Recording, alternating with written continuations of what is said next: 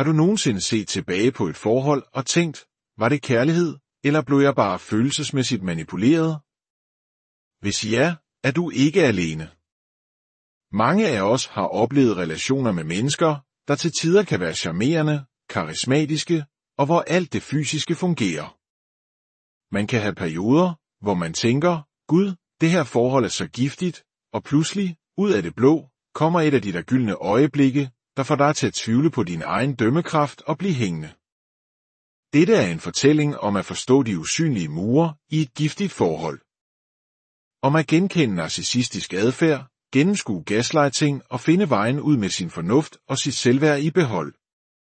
For i disse relationer er der en tendens til, at man gør sig selv mindre og mindre, indtil man til sidst lever sit liv i en konstant tilstand af at skue formilde, behage og gå på listefødder for at undgå en konflikt. Det er en virkelighed, der tager dybt på sjælen. Lad os sammen dykke ned i dette komplekse emne. Først og fremmest, hvad er en narcissist egentlig? For at forstå kernen, skal vi se på narcissisme som et personlighedstræk, ligesom stædighed eller venlighed. En narcissistisk personlighed er kendetegnet ved flere centrale træk. Det første er en markant mangel på empati. Ikke nødvendigvis nul empati, for de kan ofte spille empatiske, når det tjener deres formål. Men grundlæggende er evnen til at føle med andre stærkt begrænset. Dertil kommer en stærk følelse af at have ret til særbehandling, en dyb arrogance og en patologisk selvoptagethed. De har et umætteligt behov for beundring, langt ud over det almindelige ønske om anerkendelse, som vi alle har. Hvis de ikke får den beundring, de higer efter, bliver de vrede. De har også svært ved at håndtere stærke følelser og har en meget lav frustrationstolerance. Det betyder, at de enten raser ud, hvis du ikke siger eller gør præcis, hvad de forventer, eller de trækker sig tilbage i passiv-aggressiv tavshed. Forhold med narcissister handler i bund og grund om kontrol og dominans. Men det vigtigste at forstå er, at alt dette arrogancen, den storslåede opførsel, charmen, alt sammen er et skjold. Et skjold, der dækker over en dyb, underliggende usikkerhed og skam. Og i det øjeblik, denne usikkerhed truer med at boble op til overfladen, er det, at angrebet kommer. Et angreb fra din side behøver ikke være mere end et simpelt spørgsmål som, skat, kan du hente børnene i dag? Svaret kan være en eksplosion, vil du have, at jeg henter børnene? Tror du ikke, min tid er værdifuld? Jeg driver et firma for helvede. En helt almindelig anmodning bliver fordrejet til en fornærmelse. Man ved aldrig, hvornår det kommer. Den ene dag kan du sige noget, der bliver modtaget fint, og den næste dag udløser præcis de samme ord en storm. Det efterlader dig i en konstant kamp for at holde fast, for at aflæse stemningen, for at bede til, at i dag bliver en god dag. Det er her, man begynder at gøre sig selv mindre. Man lever sit liv i skyggen af den anden, konstant på vagt for ikke at træde forkert. Det, der gør det så svært, er, at disse forhold ikke er dårlige hver eneste dag. Der er de gode stunder. De kan være charmerende, intelligente, I kan have gode samtaler, fælles interesser, de kan være fantastiske med børnene. Disse lyse øjeblikke bliver et anker, der holder dig fast. Lige når du tænker, nu er det nok, det her er for giftigt, så kommer et af de gode øjeblikke og sår tvivl i dit sind. Denne konstante vekslen mellem godt og skidt skaber det, psykologer kalder en traumebinding. Det er en stærk, usund tilknytning, der gør det utroligt svært at forlade forholdet. Med tiden begynder man at give sig selv skylden. Måske hvis jeg bare havde formuleret mig anderledes. Måske skulle jeg have holdt huset renere. Måske skulle jeg ikke have kritiseret ham for at komme sent hjem. Man begynder at kritisere sig selv for helt basale behov og spørgsmål. Man skrumper for at kunne blive i forholdet. For en person, der er vokset op med en narcissistisk forælder, kan dette mønster føles uhyggeligt velkendt. De har allerede fra barnsben lært at gøre sig selv små for at overleve, og nu fortsætter dynamikken i deres voksenliv. Det er vigtigt at slå fast, man opsøger ikke bevidst disse forhold. Narcissister er ofte utroligt dygtige til at fremstå som den perfekte partner, selvsikre, charmerende, succesfulde. De er mestre i at finde dine inderste sår og midlertidigt hele dem med præcis de komplimenter, du længes efter at høre. Hvis din familie altid har fortalt dig, at du ikke er særlig klog, vil narcissisten sige, jeg synes, du er den klogeste person, jeg kender. Det føles som en forløsning. Problemet for dem, der kommer fra en narcissistisk familie, er ikke, at de er mere tiltrukket af narcissister end andre. Problemet er, at de er mere tilbøjelige til at blive hængende i forholdet, fordi dynamikken er normaliseret. De har lært, at man skal kæmpe for kærlighed, og at ubetinget kærlighed ikke findes. Det er også en udbredt misforståelse, at narcissisme altid er den storslåede, højlytte og arrogante type. Der findes forskellige undertyper, og det er grunden til, at mange mennesker befinder sig i giftige, narcissistiske forhold uden at vide det, fordi deres partner ikke passer ind i stereotypen. Narcissisme er ikke sort-hvidt. Det findes på et spektrum. I den milde ende finder vi den følelsesmæssigt umodne, overfladiske person. Den 50-årige, der stadig hellere vil spille computerspil og få et raserianfald, når man beder ham om at tømme opvaskemaskinen. Det er irriterende, men man føler sig måske ikke psykologisk truet. I den alvorlige ende af spektret kan narcissisme være direkte farlig. Her ser vi isolation af partneren, økonomisk misbrug, grov manipulation og i nogle tilfælde endda fysisk vold. De fleste befinder sig et sted i midten, hvor den psykologiske skade langsomt, men sikkert, nedbryder dem. Inden for dette spektrum findes der som nævnt forskellige typer. Udover den grandiose type, som vi kender fra film, findes der sårbar narcissisme.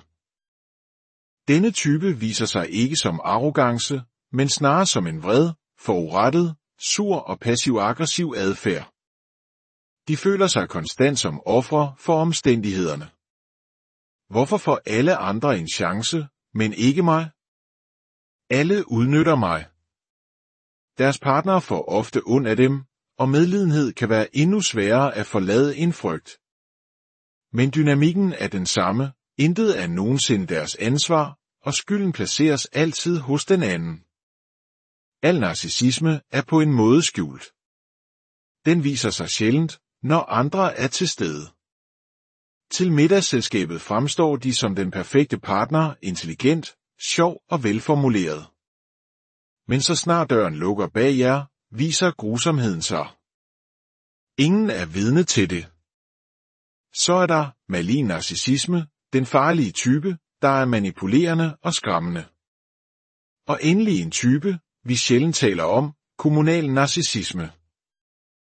Det er narcissisten, der får sin næring ved at blive opfattet som en helt, en redningsmand, en velgører. Han er træner for det lokale fodboldhold, en søjle i lokalsamfundet, donerer penge til velgørenhed og holder de bedste fester. Alle siger til partneren, du er så heldig at være sammen med ham. Men bag lukkede døre er han ondskabsfuld og kold. Dette efterlader partneren i en tilstand af total forvirring og selvbebrejdelse. Det må være mig, der er noget galt med. Alle andre kan jo se, hvor fantastisk han er. En af de mest afslørende indikatorer, en terapeut lægger mærke til, er, hvordan en person taler om sit forhold. Når en person fra et narcissistisk forhold kommer i terapi, siger de sjældent, han er en idiot, en løgner, en forræder. De siger typisk, jeg er så forvirret. Jeg ved ikke, hvad jeg gør forkert. Hvad er der galt med mig? Det er her, alarmklokker ringer. De har internaliseret skylden så dybt, at de tror, problemet ligger hos dem. Ofte er der også en frygt for at forlade forholdet, for hvad nu hvis jeg tager fejl? Og den nagende tanke, hvad nu hvis den næste partner får den gode version af ham? Den version, jeg kæmpede så hårdt for at få frem? Sandheden er, at den næste partner blot vil få din version af forholdet. Mønstret gentager sig. Sociale medier har givet os et sprog for disse oplevelser, men det er et tvækket sværd. På den ene side er der en større bevidsthed. På den anden side kan diagnosen, narcissist, blive slynget ud for let.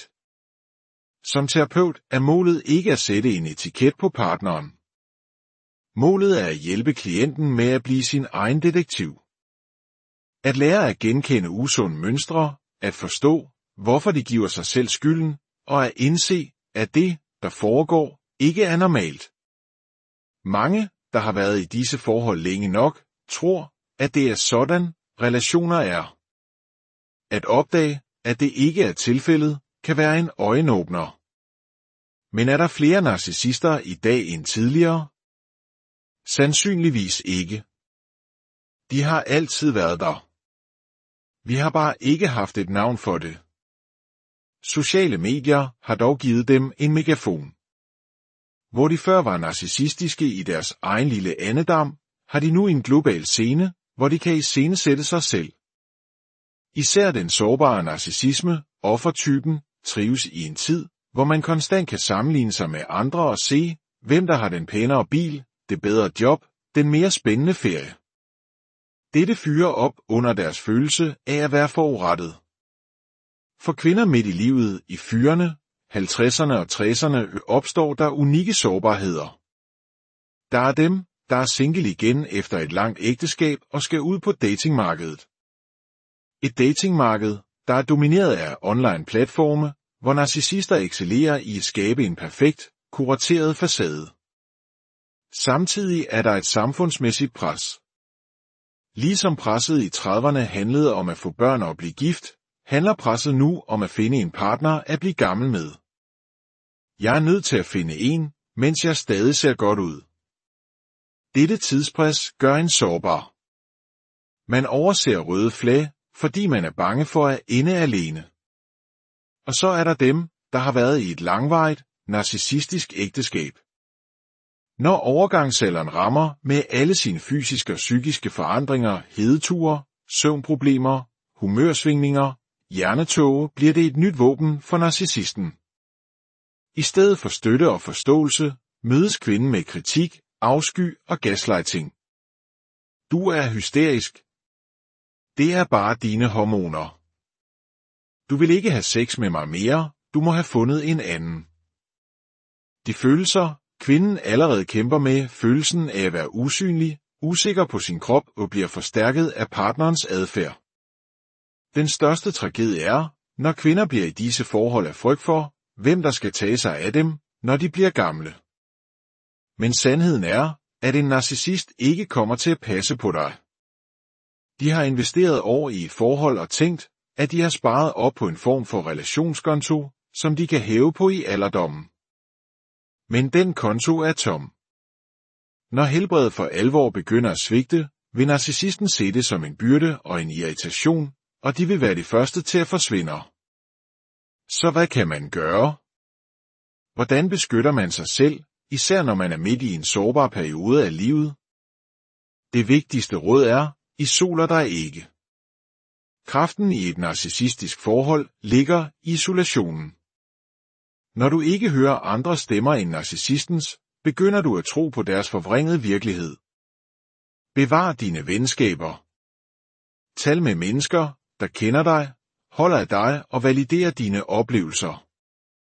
At høre en veninde sige, det, du oplever i overgangsalderen, er helt normalt, jeg går igennem det samme, kan være den modgift, du har brug for mod gaslightingen. Hvis du overvejer at forlade forholdet, så husk, at det ikke er den eneste vej frem. For mange er det ikke en mulighed af økonomiske, kulturelle eller familiemæssige årsager. Målet er ikke nødvendigvis at komme ud, men at stoppe med at fare vild i forholdet. At genfinde sig selv. At acceptere radikalt, at denne person ikke vil ændre sig. De har ikke lyttet til dig i 30 år, de begynder ikke nu. Stop med at engagere dig i de meningsløse diskussioner. Træk dig følelsesmæssigt tilbage. Begynd at gøre dig selv større igen. Genoptag en gammel hobby. DYRK dine venskaber. Fokuser på din karriere.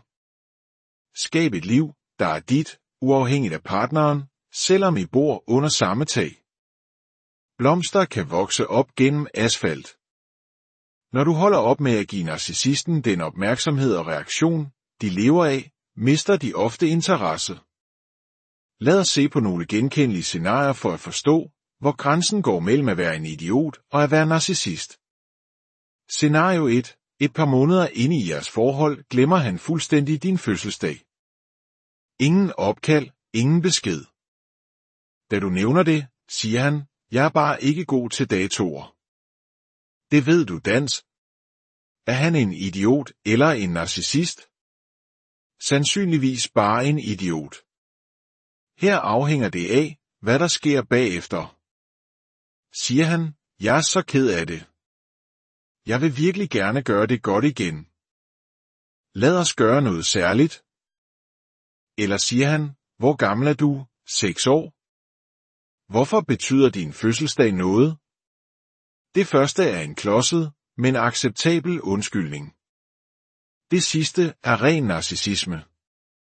Scenario 2. Hver gang du prøver at tale om dine følelser, siger han, at du overreagerer eller er for følelsesladet. En dag siger han endda, det er derfor, ingen kan tale med dig. Her bevæger vi os solidt ind på narcissismens territorium. Dette er klassisk gaslighting. Hvis det er en enkeltstående hændelse på en rigtig dårlig dag, er det måske bare en dum kommentar. Men hvis det er et gentaget mønster, er det et alvorligt faresignal. Scenario 3. Du fortæller ham, at du har fået en forfremmelse på arbejdet. Han siger næsten ingenting. Senere på aftenen kommer han med en kommentar som, du skal ikke blive for højrøvet. Igen, mønstret er afgørende. Narcissister er ekstremt konkurrenceprægede og usikre. Din succes truer dem. De kan ikke unde dig den, fordi det får dem til at føle sig mindre. En enkelt, klodset kommentar kan skyldes usikkerhed, men en vedvarende nedgørelse af dine succeser er et tegn på narcissisme. Scenario 4. Du beder om lidt plads, bare en aften for dig selv. Han svarer, wow, så jeg betyder åbenbart ingenting for dig, og giver dig så den kolde skulder i flere dage. Dette er en klassisk reaktion fra en sårbar narcissist. Din helt legitime anmodning om plads bliver tolket som en massiv afvisning og et personligt angreb. Han bruger skyld og tavshed som et våben til at straffe dig for at have et behov, der ikke handler om ham. Dette er dybt manipulerende. Hvis der er én ting, du skal tage med dig fra dette, så er det vigtigheden af at opbygge dit eget støttenetværk. Omgiv dig med mennesker, du føler dig psykologisk tryg ved. Mennesker, der minder dig om, hvem du er, når du er ved at glemme det.